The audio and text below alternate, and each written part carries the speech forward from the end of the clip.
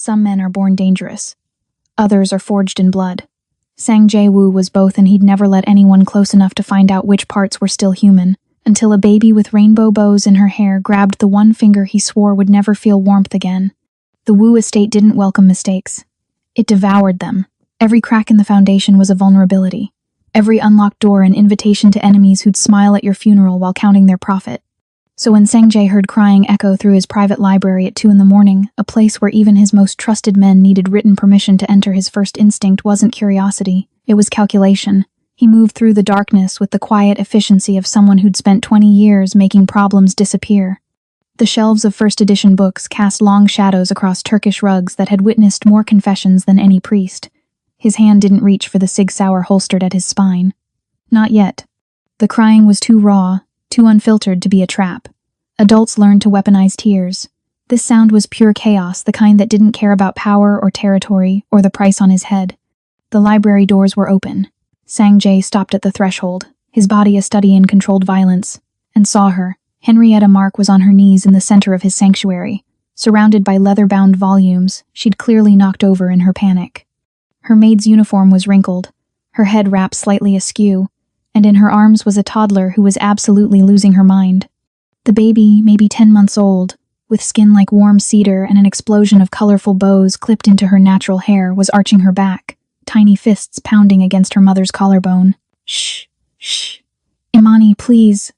Henrietta's voice cracked, and Sang Jae watched her eyes dart to the open door behind him like she was measuring the distance to an exit that didn't exist. She'd been working here for 3 weeks, long enough to know the rumors, long enough to know that the man standing in the shadows had killed for less than this intrusion. Miss Mark. His voice was a blade wrapped in silk. Henrietta flinched, but she didn't drop her daughter. She adjusted her grip and stood, even though her legs were shaking so hard he could see the tremor from across the room. That caught his attention. Most people froze when he spoke. She moved toward the threat instead of away from it. Mr. Wu, she swallowed, and he tracked the movement of her throat like a predator watching prey. The nanny called in sick. I couldn't leave her alone. I heard you working late, and I thought, you thought my library was a nursery? He stepped into the light, and Imani's crying stuttered into hiccups. The toddler turned her head, eyes wide and wet, and stared at him like she'd never seen anything like him before. She probably hadn't. Sang Jae-woo didn't do soft edges or warm smiles. His face was all sharp angles and old scars, framed by dark hair that fell across his forehead like an afterthought. At 34, he looked like exactly what he was, a man who'd inherited an empire built on fear and had no intention of letting it crumble. Henrietta opened her mouth, probably to apologize or beg, but Sang Jae raised one hand. Not in threat, in silence. Because Imani had stopped crying completely now. The baby was staring at him with the kind of focus that should have been impossible for someone so young, her bow-decorated head tilted like she was trying to solve a puzzle. Feed her. Sang Jae's tone didn't change, but something in the air shifted. Then clean this mess. You have 10 minutes before I decide whether incompetence is a fireable offense. He should have left. Should have returned to his office, where a conference call with Tokyo was waiting and 3 different territorial disputes needed his attention. But his feet didn't move, because Henrietta wasn't looking at him with fear anymore. She was looking at him like she was seeing through the expensive suit and the reputation and the body count, straight to something he'd buried so deep he'd forgotten it was there. Thank you, she whispered, and the words hit him harder than any bullet ever had. Sang Jae turned to leave, but Imani made a sound, not a cry, not a laugh, just a small noise that probably meant nothing. He glanced back over his shoulder. The toddler was reaching for him now, one chubby arm extended, fingers opening and closing in the universal baby language for want. Time slowed down. Welcome to Ruthless Romance Tales. And honey, you just stepped into something that'll rewrite every safe little story you've ever believed in. If you've been here before, you know we don't deal in fairy tales. We deal in the kind of love that scares you, changes you, and refuses to let you look away.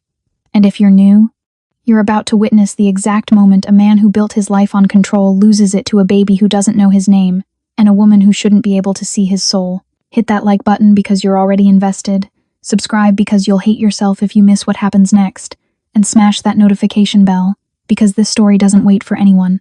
Now watch what happens when the most dangerous man in the city discovers he's not bulletproof after all.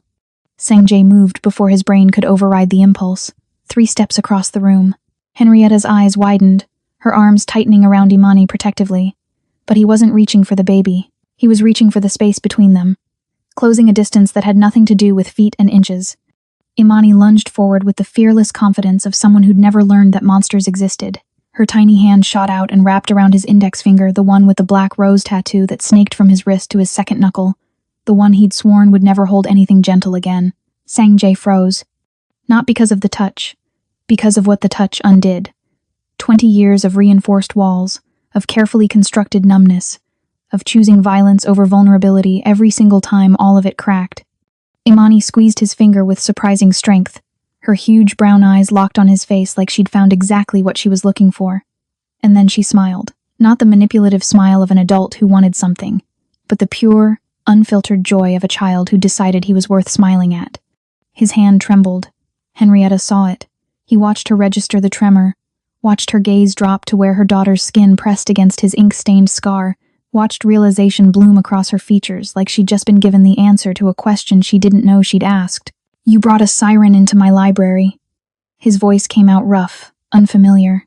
He didn't pull away from Imani's grip. Couldn't. The baby had somehow found the one weakness he'd thought he'd amputated. "Feed the child. Then explain why you're vibrating with fear, Miss Mark." He finally extracted his finger gently, so gently it felt like betrayal, and walked to the door.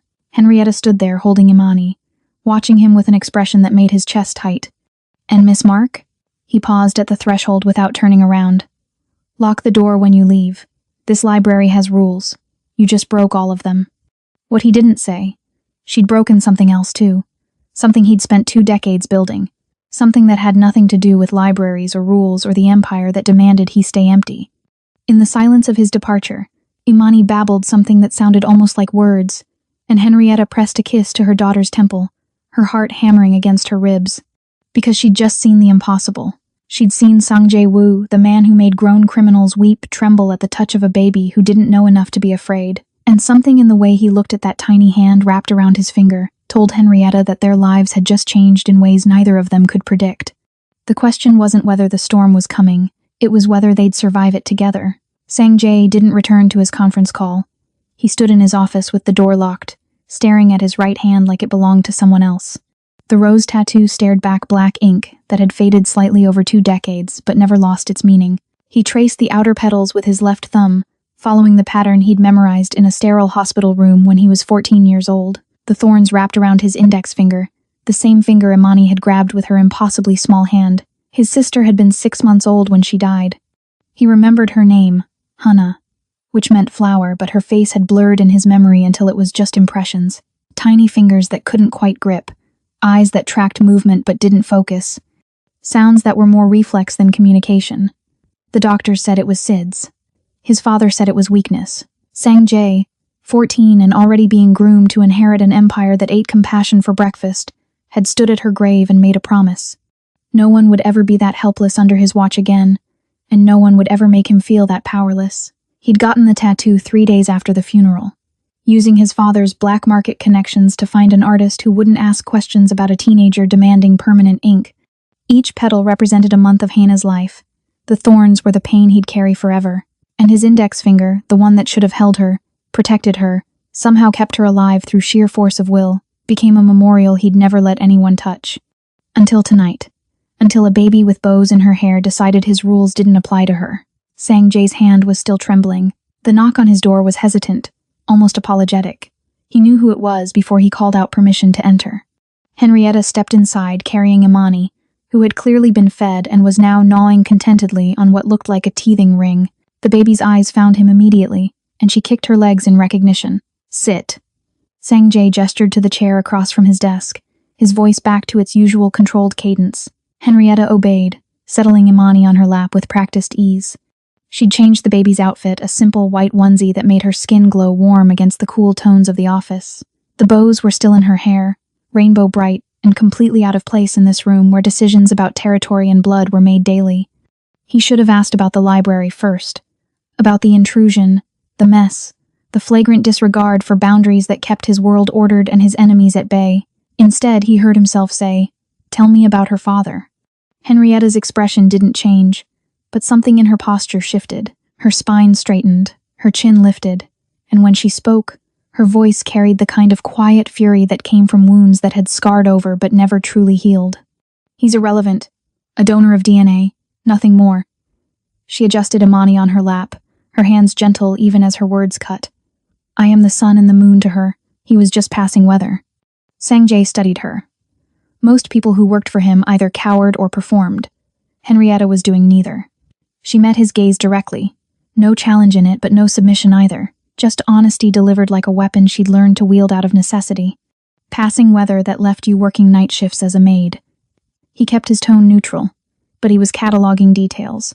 The defensive set of her shoulders, the way her thumb rubbed circles on Imani's back, the slight tightness around her eyes that spoke of exhaustion deeper than physical. Passing weather that taught me not to trust storms. Henrietta's smile was sharp enough to draw blood. Present company excluded, of course. The sarcasm surprised him. People didn't sass Sang Jae-woo. They certainly didn't do it while sitting in his office at 2 a.m, holding a baby who'd somehow bypassed every defense he'd spent his life building. He should have been annoyed. Instead, he felt something uncomfortably close to curiosity. He reached into his desk drawer and pulled out his Sig Sauer P-226. Didn't point it, didn't threaten, just placed it on the desk between them with the casual ease of someone handling a stapler. It was a test. Most people recoiled from guns, even unloaded ones. Their fear gave them away, made them easier to read, easier to control. Imani's reaction was immediate. She cooed, a delighted sound, and reached for the weapon with both hands like it was the most fascinating toy she'd ever seen. The metal caught the low light from his desk lamp, and to a 10-month-old who didn't understand danger, it was just another shiny object to grab. Henrietta moved. Not away from the gun, but toward it. Her hand intercepted Imani's reach with gentle firmness, redirecting those tiny fingers back toward the teething ring. She didn't gasp or scold. She just shifted the baby's attention like she'd done this dance 1,000 times before. Then she looked at Sanjay, and her voice was conversational, almost bored. The safety's off, Mr. Wu. That's irresponsible parenting. She paused, her gaze dropping to the weapon with the kind of assessment that made his instincts sharpen. And your trigger guard is dusty. The silence that followed was heavier than any threat Sanjay had ever issued. He stared at Henrietta, this woman in a wrinkled maid's uniform who'd just identified a firearm safety violation and critiqued his weapon maintenance in the same breath. Normal people didn't know what a trigger guard was. They certainly didn't notice dust accumulation. You're not a cleaner, Henrietta. He leaned forward, his voice dropping to the register that made subordinates confess secrets they'd sworn to take to their graves. Who are you? For the first time since entering his office, Henrietta's composure cracked. Just for a second, a flicker of something that looked like resignation mixed with relief, as if she'd been waiting for someone to ask the right question. I'm someone who made mistakes, she said quietly, pressing a kiss to Imani's head. And I'm someone who's trying very hard to keep my daughter from paying for them. Sanjay picked up his gun, engaged the safety with a soft click, and returned it to the drawer. His mind was already working through possibilities, running background checks he should have ordered 3 weeks ago, calculating risk versus reward. You'll tell me everything. It wasn't a question. Tomorrow, my office, 9 a.m. Henrietta stood, adjusting Imani on her hip. The baby was falling asleep now, her head heavy against her mother's shoulder, one tiny hand fisted in the fabric of Henrietta's uniform. Will I still have a job by 9:01? The question was direct, unflinching. Sanjay looked at her, really looked, saw the exhaustion carved into her features, the protective tension in every line of her body, the way she held her daughter like she was the only thing in the world worth fighting for. He thought about Hana's grave, about promises made and broken, about the ghost of a touch that still lingered on his tattooed finger. That depends entirely on what you tell me. She nodded once and turned to leave. At the door, she paused. Mr. Wu? Thank you, for not making me beg. She left before he could respond. Sanjay sat in the silence, his office suddenly feeling too large and too empty. He looked at his hand again, at the rose that marked his greatest failure. Imani's grip had felt nothing like Hana's, nothing like the helpless reflex of an infant who couldn't control her own muscles. Imani had grabbed him with purpose, with recognition, like she'd seen something in him worth holding onto, and that terrified him more than any enemy ever had. At 8:47 a.m., Henrietta arrived at Sanjay's office wearing the same uniform, but with a different energy. Sleep-deprived? Yes, Imani had woken up twice more before dawn, but her eyes were clear, her shoulders squared. She'd made a decision sometime between leaving this room and returning to it. Whatever happened next, she wouldn't crumble. Sanjay was already at his desk, a file folder open in front of him that she recognized immediately as her employment application. The background check she'd paid $200 to a forger in Chinatown to make believable. Her heart rate spiked, but she kept her expression neutral as she sat down, Imani content in a baby carrier strapped to her chest. Henrietta Rosemark, he read without looking up. Born in Atlanta, bachelor's degree in criminal justice from Georgia State. Previous employment includes, he paused, and when he finally met her eyes, his gaze was sharp enough to cut. Absolutely nothing that explains why you know the difference between a Sig Sauer and a paperweight. Before she could answer, his attention dropped to her apron pocket. The corner of something was sticking out spiral-bound, dog-eared. She'd forgotten about the notebook. In her exhaustion and panic last night, she'd shoved it into her pocket and never transferred it back to her room. What is that? His tone was deceptively casual, but Henrietta knew an order when she heard one. She could lie. Should lie. Instead, she pulled out the notebook and placed it on his desk with the resigned air of someone who'd just played their last card. Observations. Sang-jae picked it up, flipped it open to a random page, and started reading aloud. West Gate Guard checks his phone every 4 minutes. Always the same dating app. Creates a predictable blind spot lasting 37 seconds. He turned the page. Sector 4 camera angle misses the northeast corner completely. A person could stand there for 6 minutes before the sweep returns. Another page. Kitchen delivery entrance code hasn't been changed in 3 months. Driver leaves the door propped open with a brick. The silence stretched until Henrietta felt it pressing against her chest. Sang-jae closed the notebook with deliberate slowness and stood. He moved around the desk with the controlled grace of someone who'd learned violence as a second language, stopping only when he was close enough that she had to tilt her head back to maintain eye contact. You've been spying on my men. His voice was soft, dangerously soft. I've been assessing your incompetence. The correction was out before Henrietta could stop it, and she watched surprise flicker across his features before his expression locked down again. She stood too, shifting Imani's weight in the carrier, refusing to have this conversation from a position of submission. If I can see the holes, Mr. Wu, so can the Vipers. So can the Jade Dragons. So can every 2-bit crew looking to make a name for themselves by taking down the untouchable Sang-jae Wu. They were inches apart now, close enough that she could see the flecks of amber in his dark eyes, close enough to smell the bergamot and cedar that clung to his clothes. Not cologne, soap, she realized. He wasn't the type to wear anything that could be tracked by scent. Who taught you to think like this? His hand came up, not threatening, just hovering near her face like he was trying to solve a puzzle made of flesh and bone. Someone who learned the hard way that power without vigilance is just a target waiting to be painted. Henrietta held her ground, even as her pulse hammered in her throat. You want to know who I am? I'm the person who spent 3 years researching organized crime networks for a doctorate I'll never finish. I'm the person who found patterns the FBI missed. And I'm the person who watched everything I built get burned to ash because I thought truth mattered more than survival. Sang-jae's expression shifted, not softening exactly, but something in his eyes changed. Recognition, maybe. Or respect. The Vipers, she confirmed. I found financial connections between a federal judge and their trafficking operation. I thought exposing corruption was heroic. Turns out it's just expensive. She gestured to herself, to the uniform, to the baby sleeping against her chest. This is what expensive looks like. He stepped back, and Henrietta finally exhaled. But Sang-jae wasn't retreating, he was thinking, his mind clearly working through implications and possibilities. She could practically see him reorganizing information, filing her into a new category that didn't exist 5 minutes ago. The notebook, he said. How many security flaws did you find? 37. That's just in 3 weeks, and I'm only allowed in certain areas. His jaw tightened. Before he could respond, Imani stirred in her carrier, making the pre-cry whimper that every parent recognized as a 2-second warning. Henrietta reached for the bottle she'd prepared, but her hands were shaking adrenaline crash mixing with exhaustion and she fumbled it. Sang-jae caught the bottle mid-fall with reflexes that shouldn't have surprised her. He handed it back, their fingers brushing, and that's when Imani decided to make her presence known in the most unfortunate way possible. The baby lurched forward in her carrier, and a stream of warm, recently consumed milk erupted from her mouth with the force of a small geyser. It hit Sang-jae's charcoal suit jacket dead center, soaking through to the silk shirt underneath. The room went absolutely still.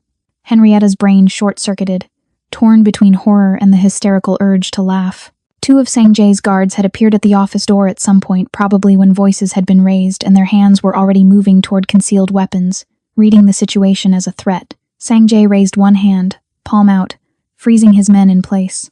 Then he looked down at the milk dripping off his lapel, looked at Imani, who seemed remarkably pleased with herself, and did something Henrietta had never seen him do. He smiled. Not the cold, calculated expression he used in negotiations. A real smile. Small and fleeting, but undeniably genuine. "Everyone out," he said quietly. The guards vanished. Sang-jae removed his ruined jacket with careful precision, folded it like it hadn't just been violated by baby vomit, and set it aside. Then he pulled a white handkerchief from his pocket and approached Henrietta and Imani with the focused intensity of someone defusing a bomb. He cleaned Imani's face with gentle efficiency, wiping away milk residue while the baby watched him with wide, trusting eyes. His movements were sure, practiced, not the fumbling of someone who'd never been near an infant, but the muscle memory of someone who'd done this before. For Hannah, Henrietta realized, 20 years ago, he'd been a brother. "You're fired as a maid," Sang-jae said, still focused on Imani's chin. Effective immediately. Henrietta's heart sank, but she kept her spine straight. She'd expected this, prepared for it. "You'll move to the East Wing by tonight. Private quarters, proper security." He finally looked at Henrietta, and his expression was all business again, except for something warm lurking in the corners. "You're my new strategic advisor. Fix the 37 problems. Find the ones I don't know about yet. And for God's sake, teach my men that a brick is not an acceptable doorstop." Henrietta stared at him, certain she'd misheard. "You're promoting me because your security is Swiss cheese?" "I'm promoting you because my security is Swiss cheese, and you're the only person with enough nerve to tell me." He handed her the handkerchief. "Also because your daughter has excellent aim, and I respect that." Despite everything, Henrietta laughed, a short, shocked sound that seemed to surprise them both. Sang-jae's smile returned, smaller this time but no less real. "Welcome to the Empire, Miss Mark.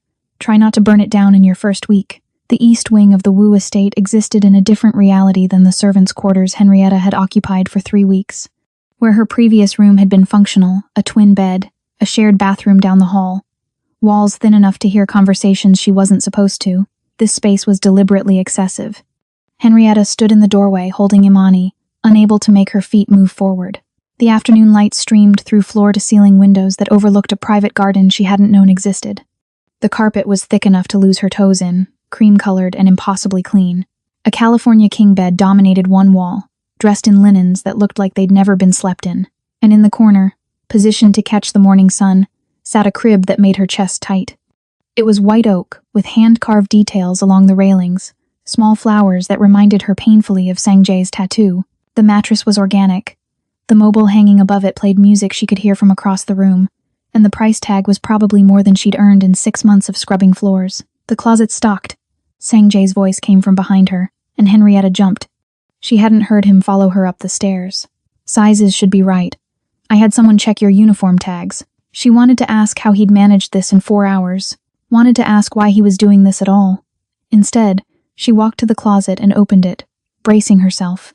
Silk blouses in jewel tones, tailored pants that would actually fit her hips, a cashmere sweater in deep burgundy that made her fingers itch to touch it. She reached out, let her hand brush against the fabric, and the contrast hit her like vertigo.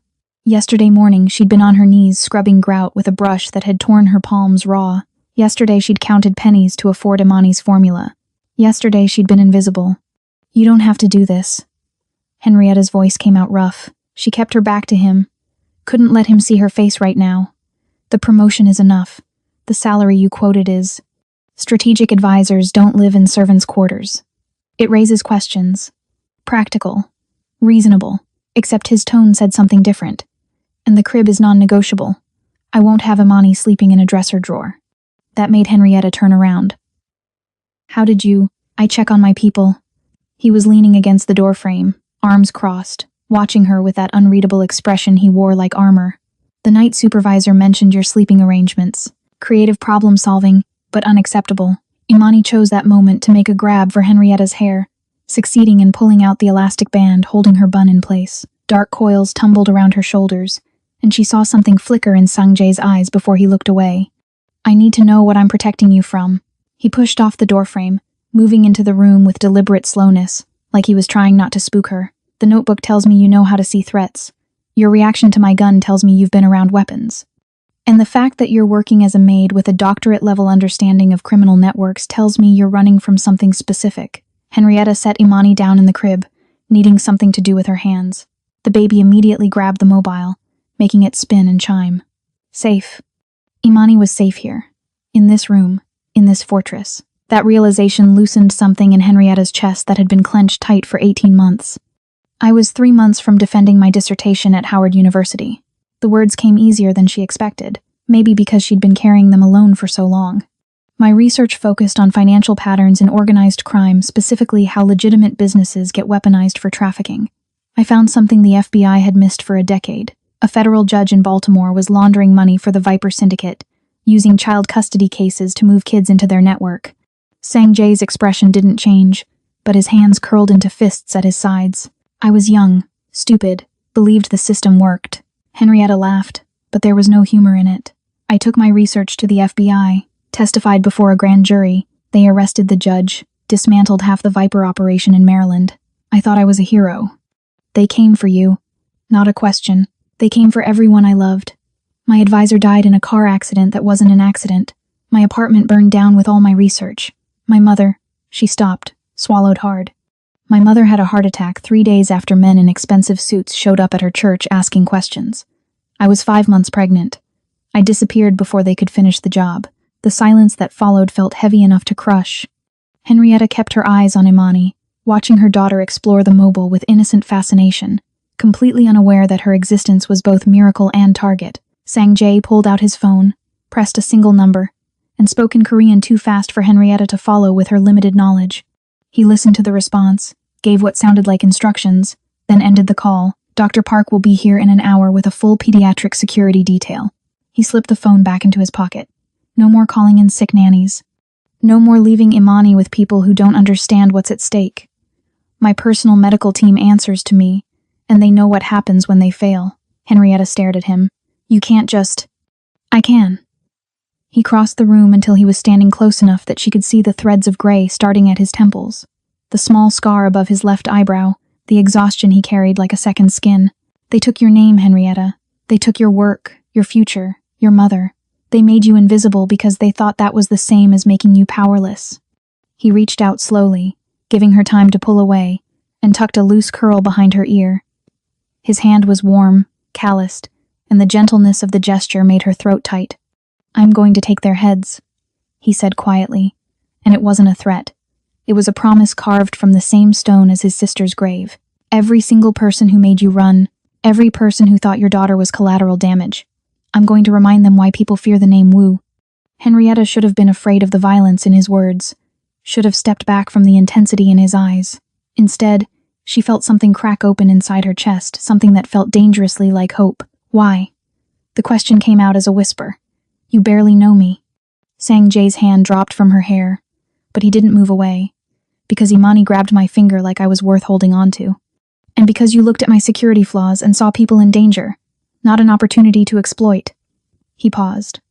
And because I know what it's like to fail the people who needed me most, I won't do it again. 2 weeks later, Henrietta stood in front of her bedroom mirror wearing midnight blue velvet and questioning every decision that had led her to this moment. The dress had arrived that morning with a note in Sanjay's precise handwriting. Vipers hunt in packs.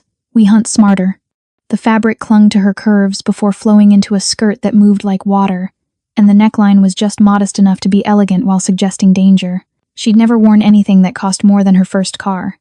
Now she was supposed to walk into a room full of criminals wearing it like armor. You look like a queen. Sanjay's voice came from her doorway, and Henrietta's breath caught.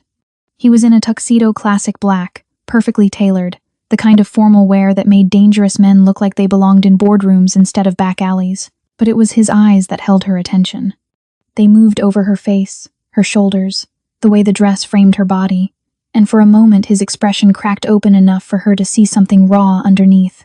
I look like I'm wearing someone else's life, she corrected, turning back to the mirror to fidget with her hair. She'd twisted her curls into an updo that exposed her neck, and the vulnerability of it made her want to take it all down. Good. He crossed the room, and she watched his reflection approach hers. That's exactly what we want them to think. That you're decorative, harmless, just another woman on my arm who doesn't understand the language being spoken around her. He reached past her to the jewelry box on the dresser and pulled out a slim silver necklace with a pendant that looked like an abstract design. When he held it up to the light, Henrietta saw the tiny microphone embedded in the centerpiece. I'll hear everything you hear, he said, moving behind her to fasten the necklace. His fingers brushed the nape of her neck, and she felt that touch travel down her spine. If anything feels wrong, touch the pendant twice. I'll have you out of there in 30 seconds. And if I see him? She met his eyes in the mirror. The Viper boss. James Keller. What then? Then you tell me, and I'll handle it. His hands settled on her shoulders, warm and grounding. Tonight you're my eyes, Henrietta, not my soldier. Your job is to observe and survive. Mine is to keep you breathing while you do it. She wanted to argue that she could take care of herself, but they both knew that was only half true. She could analyze patterns, spot weaknesses, read people like they were research papers, but Sang-jae operated in a world where analysis could get you killed if your reflexes were half a second too slow. Imani? The question came out smaller than she intended. Asleep in the secure room with Dr. Park and 4 guards who've been with me since I was 16. He turned her around to face him, his hands framing her face with devastating gentleness. I swear on Hana's grave, nothing touches that baby tonight. The ride to the gala was 40 minutes of silence and tension so thick Henrietta could taste it. Sang-jae spent the time on his phone, speaking rapid Korean, his free hand resting on the seat between them, close enough to touch but not touching, and that distance felt like a statement she couldn't quite read. The venue was a renovated warehouse in the industrial district, the kind of place that looked abandoned from the outside, but housed the kind of wealth that didn't need to advertise itself. Masked guests moved through rooms lit by chandeliers that had probably been stolen from European estates. Everyone was beautiful, everyone was dangerous, and everyone was pretending this was just a party. Henrietta's job was simple. Circulate, listen, identify James Keller's second-in-command who was rumored to be attending. The Vipers had stayed quiet since her testimony destroyed their Baltimore operation, but intelligence suggested they were rebuilding. Keller wouldn't risk showing his face here, but his people would. She made it an hour before the walls started closing in.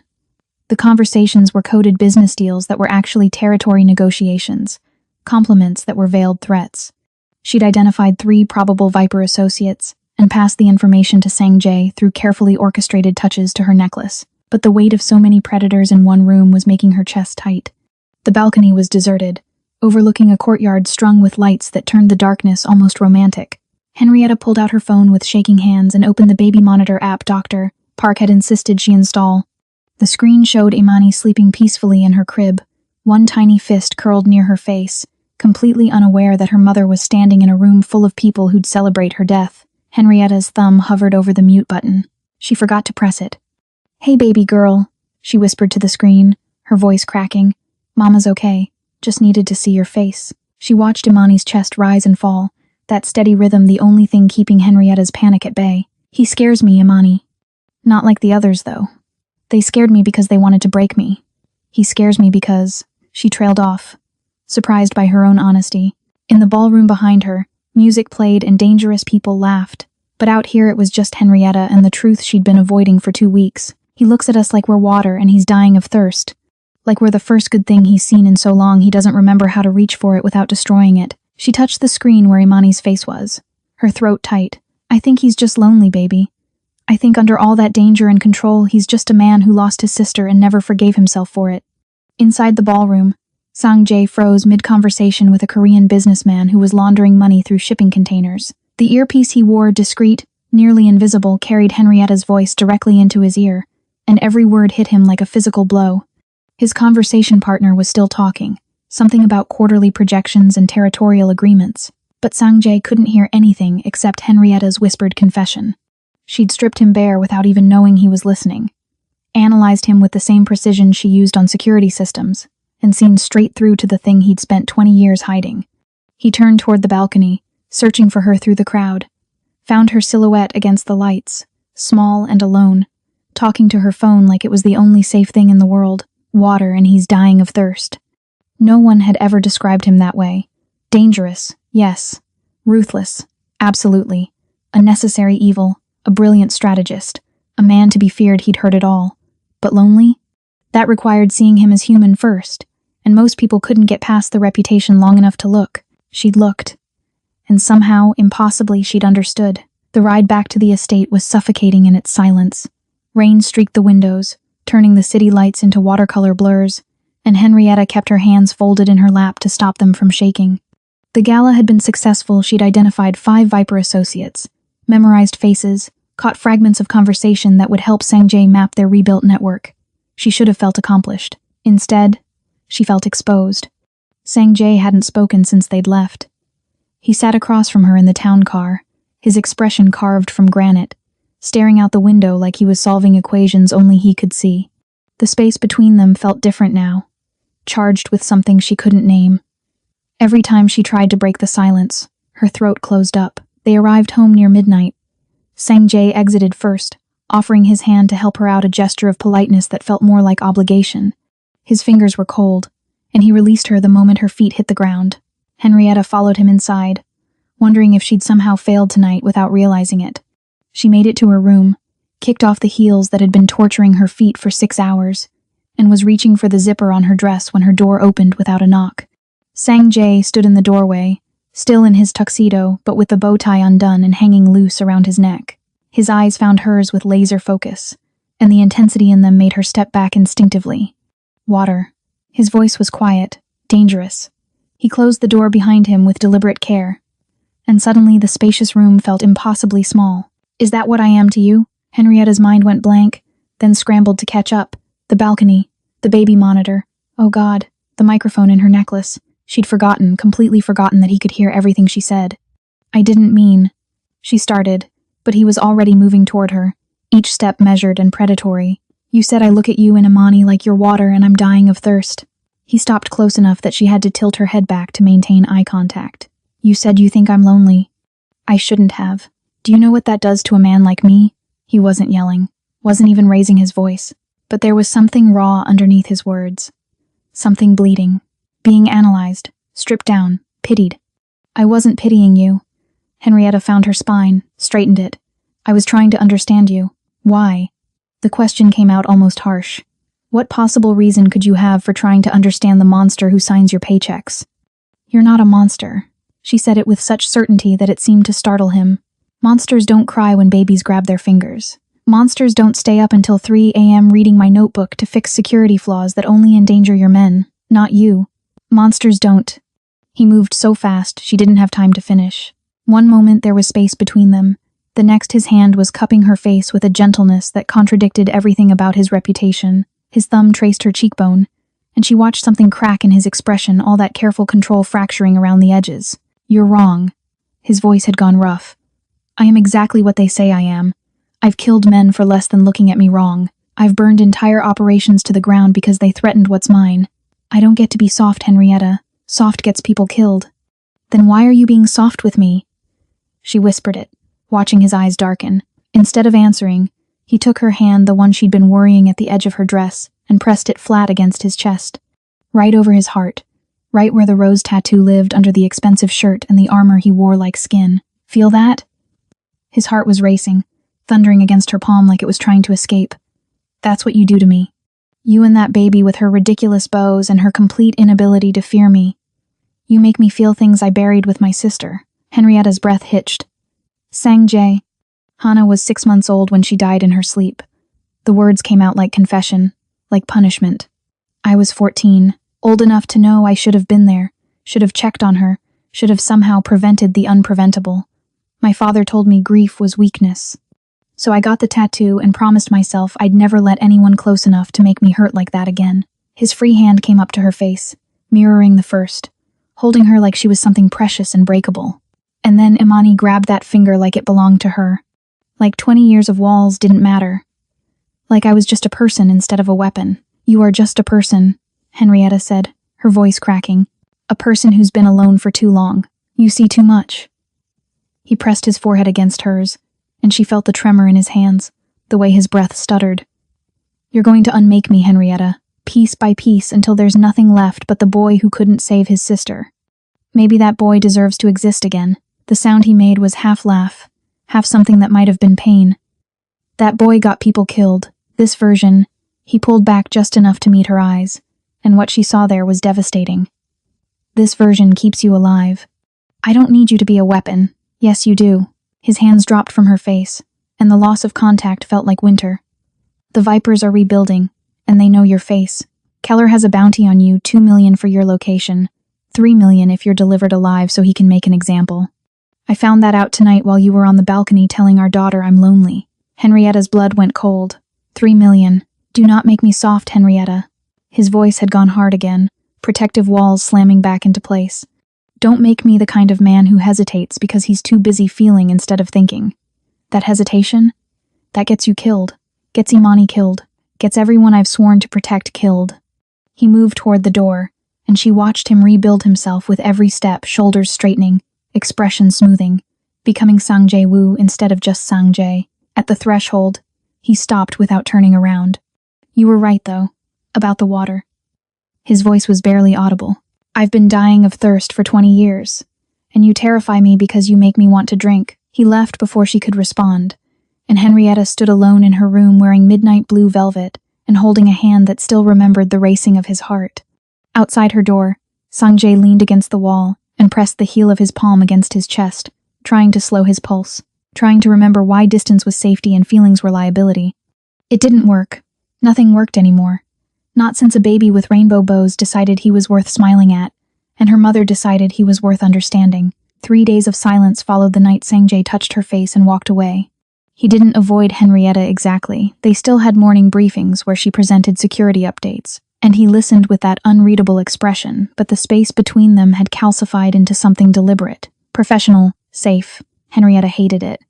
She was analyzing camera feeds in the security room when Sang-jae appeared in the doorway wearing a charcoal suit that made him look like he was attending a funeral. His hair was slicked back, and there was something in his eyes that made her stomach drop. Get dressed. Something professional but forgettable. His tone was all business. We have a meeting in an hour. With who? The people who want you dead. The glass-walled penthouse overlooked the harbor from 30 floors up, and Henrietta understood immediately why this location had been chosen. No cover, no shadows, every person visible from every angle, which meant every weapon was visible too. It was the kind of place where violence required commitment, where starting a fight meant accepting you probably wouldn't walk away. The Viper Syndicate's interim leadership sat across an industrial steel table that probably weighed more than Henrietta did. 5 men in expensive suits, all of them carrying the kind of casual menace that came from years of making problems disappear. The one in the center, introduced only as Marcus, had cold eyes and a smile that never reached them. Sang-jae had brought 4 of his men, positioned strategically around the room, and he'd brought Henrietta, seated at his right hand like she belonged there, like she was significant instead of camouflage. Mr. Wu. Marcus's voice was smooth, educated. My organization would like to propose a mutually beneficial arrangement. Sang-jae leaned back in his chair, the picture of bored interest. I'm listening. Henrietta's job was to observe. She'd been briefed in the car, watch body language, listen for subtext, catch anything Sang-jae might miss while he was focused on the actual negotiation. So she watched.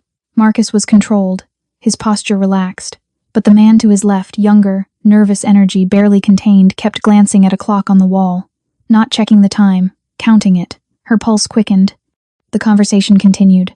Territory agreements, profit sharing, the careful dance of criminals pretending to be businessmen. Henrietta divided her attention between the words in the room, cataloging details her notebook had trained her to see. The nervous man checked the clock again. 11:15. His jaw twitched just barely, just enough for someone trained in micro-expressions to catch it, and his eyes flicked toward the window behind Sang-jae's head. Not at the view, at the angle.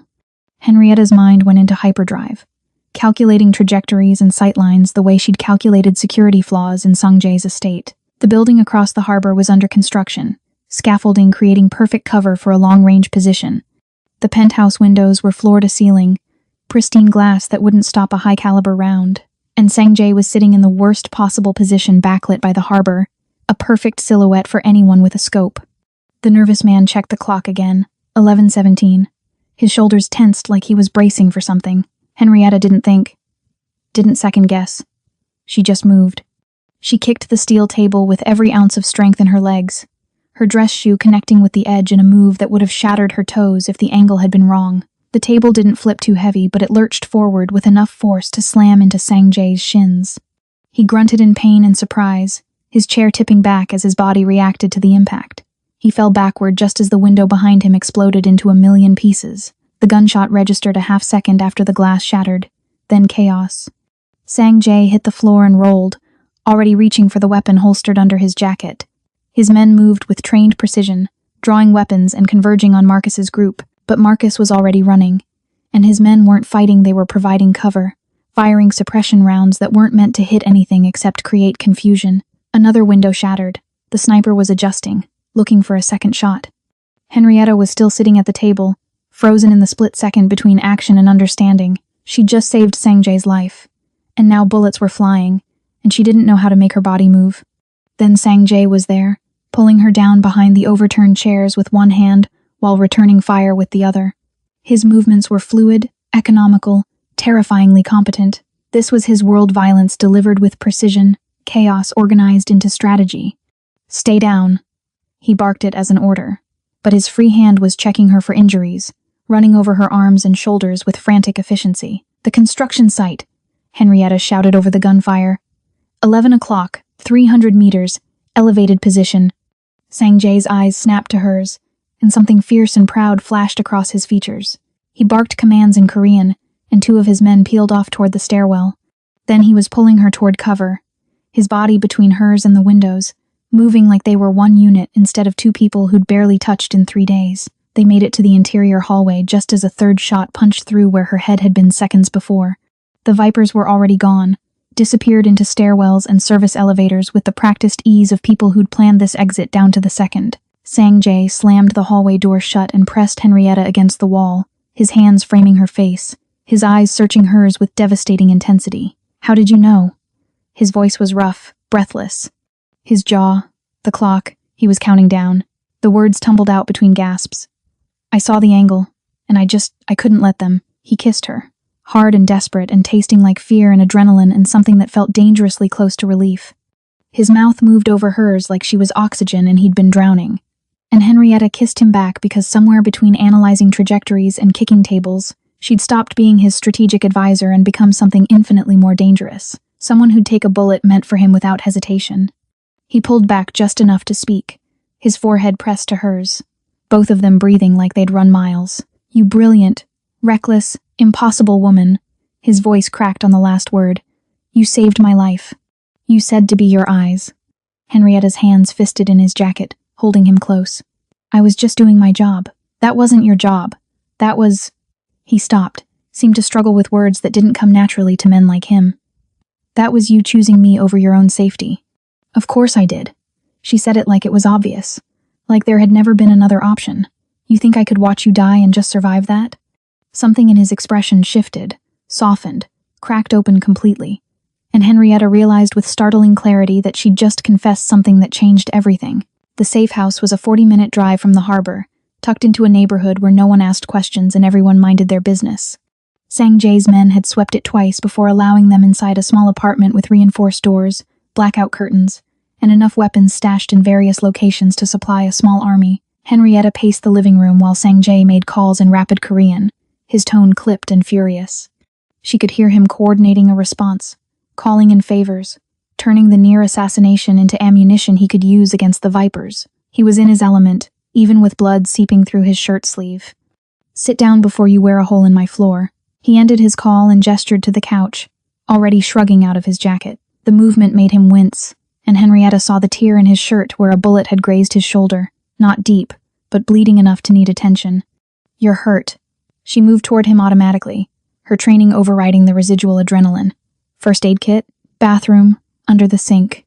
He sat without argument, which told her the pain was worse than he was letting on. "I've had worse." "That's not comforting." She returned with the kit and a bowl of warm water, setting up on the coffee table with the efficiency of someone who'd done this before.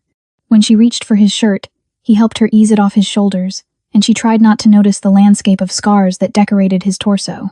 Each one told a story he'd probably never share. The graze was clean in one side, out the other, missing anything vital by centimeters. Henrietta cleaned it with steady hands, her focus narrowing to the task even as her mind replayed the kiss in the hallway, the weight of his hands on her face, the way he'd looked at her like she was the only thing keeping him tethered to earth. "You're good at this." His voice was quiet, watching her work with an intensity that made her hyper-aware of every movement. "My mother was a nurse before she retired." Henrietta threaded the curved needle, grateful for something to do with her hands. "She taught me basic field medicine. Said a black woman in America needed to know how to take care of herself and her people, because no one else would." The first stitch made him tense, but he didn't flinch. "She sounds like she was remarkable." She was. past tense. It still hurt to say it. She deserved better than dying from stress because I thought exposing corruption was more important than protecting the people I loved. Henrietta. Don't. She tied off the stitch with more force than necessary. Don't tell me it wasn't my fault. I know the facts. I made the choice. She paid the price. Sang-jae caught her wrist, stilling her movements. Then let me tell you this. Your mother raised someone who kicks tables to save lives instead of running to save herself. That's not a failure. That's a legacy. Henrietta's throat went tight. She finished the remaining stitches in silence, bandaged his shoulder with careful precision, and was cleaning up the supplies when Sang-jae reached for the TV remote. There's something you need to see. The news channel was mid-broadcast, the anchor's voice steady and professional as breaking news scrolled across the bottom of the screen. Henrietta's hands went still, the bloody gauze falling from her fingers. In a stunning development tonight, former federal judge Richard Carrington and alleged crime boss James Keller have been arrested following a coordinated FBI raid. Sources indicate that new evidence, including financial records and testimony from protected witnesses, has connected both men to a decade-long child trafficking operation. The world tilted sideways. Henrietta grabbed the back of the couch for balance, her eyes locked on the screen showing two men in handcuffs being led into federal custody. Carrington looked old, defeated. Keller looked furious. How? Her voice cracked. When? 3 weeks ago. Sang-jae stood, moving to the window to check the street below despite the pain it caused. The night after you showed me your notebook. I had my people recover your original research from FBI archives. It took 2 weeks to verify everything. Another week to leak it to the right agents with the right incentives. Henrietta stared at his back, trying to process what he was saying. You've been working on this since you told me what they took from you. He turned to face her, and his expression was raw in a way she'd never seen. I don't make empty promises, Henrietta. I said I'd take their heads. Consider this the first payment. He moved to the table by the door and picked up something she hadn't noticed, a burgundy passport. He handed it to her with surprising gentleness, and when she opened it, her breath caught, her face stared back at her. But the name read, Dr. Henrietta Rosemark. Her real name, her real credentials, her real life. The one the Vipers had tried to erase. You're clear, Sang-jae said quietly. No warrants, no flags in any database, no bounty. As far as the world is concerned, Doctor, Henrietta Mark is a respected researcher who's been doing consulting work abroad. You're a ghost no longer. She should have been relieved, grateful. Instead, she felt something close to panic, because she understood what he was really saying. You're giving me an exit. The passport felt heavy in her hands. Permission to leave. I'm giving you a choice. His voice was carefully neutral. No one's hunting you anymore. You can go back to your life. Finish your doctorate. Raise Imani somewhere safe, where she doesn't have to grow up in a world where people measure distance in calibers. Henrietta looked at the passport. At her name, her face, proof of an identity she'd thought was gone forever. She thought about leaving. About finding a small apartment near a university. About attending conferences and publishing papers and being Dr. Mark instead of just surviving. She thought about never seeing Sang-jae look at her like she was water and he was dying of thirst. The passport hit the table with a decisive thud. I can't leave. She met his eyes, saw the hope he was trying to hide behind that neutral expression. You still have a security flaw in the North Garden. The motion sensors have a 15-second delay after the lights activate. Any competent infiltrator could breach the wall in that window. Something cracked in his carefully controlled facade. Henrietta, and your East Wing cameras still need recalibration. And your kitchen staff hasn't run a proper background check in 6 months. And she stepped closer, close enough to see the way his breathing had changed. And Imani grabbed your finger 3 weeks ago, and she hasn't let go. Neither have I. You're choosing this? His voice was rough with something that sounded like disbelief. Choosing me? This life? I'm choosing us, she corrected. All 3 of us. However that looks. Sang-jae closed the distance between them and kissed her like she'd just given him something he didn't know how to name. 2 months felt like 2 years and 2 seconds all at once. The Wu estate had transformed from a fortress Henrietta tiptoed through into something that felt dangerously close to home. She'd fixed 39 security flaws, implemented new protocols that had already stopped 2 infiltration attempts, and somehow become the person Sang-jae's men came to when they needed someone to translate their boss's silence into actionable orders.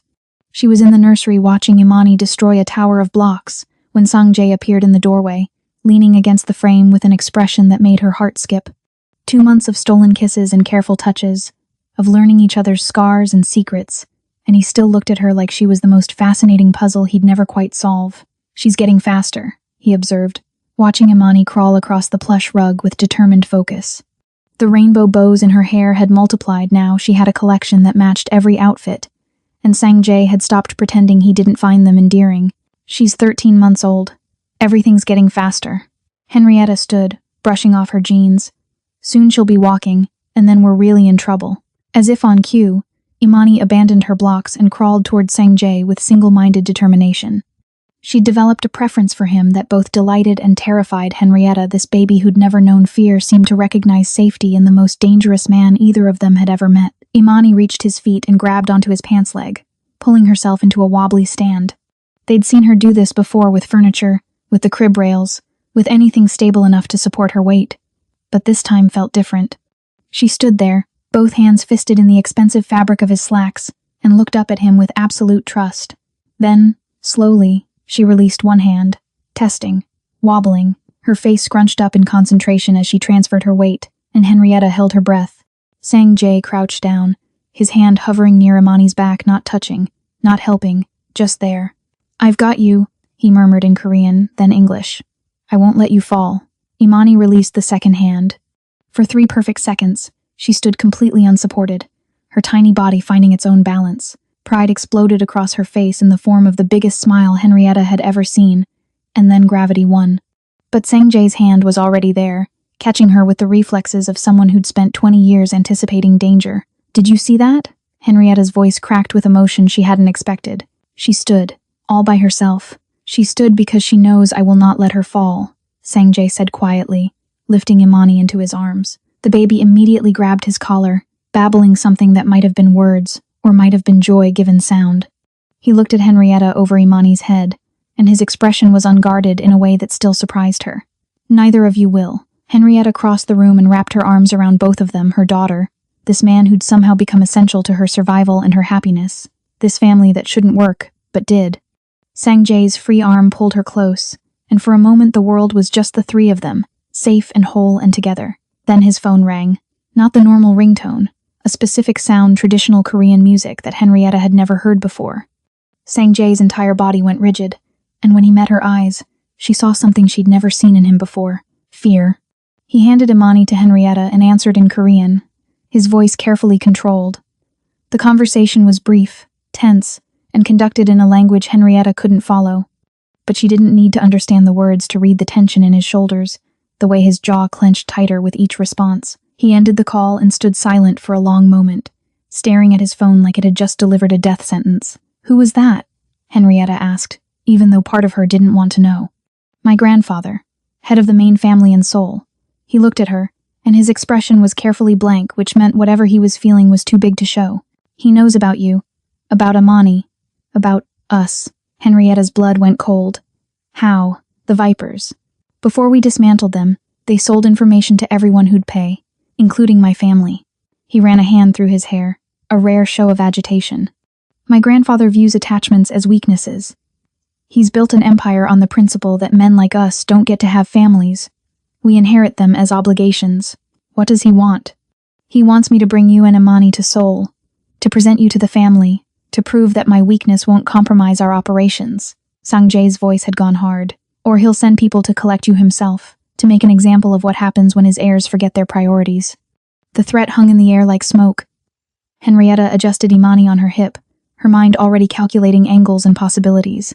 She thought about running, about taking her daughter and the passport Sanjay had given her and disappearing into a life where 13-month-olds didn't have to worry about criminal patriarchs and inherited violence. Then she thought about Sanjay standing in her doorway 2 months ago, promising to take the heads of everyone who'd hurt her.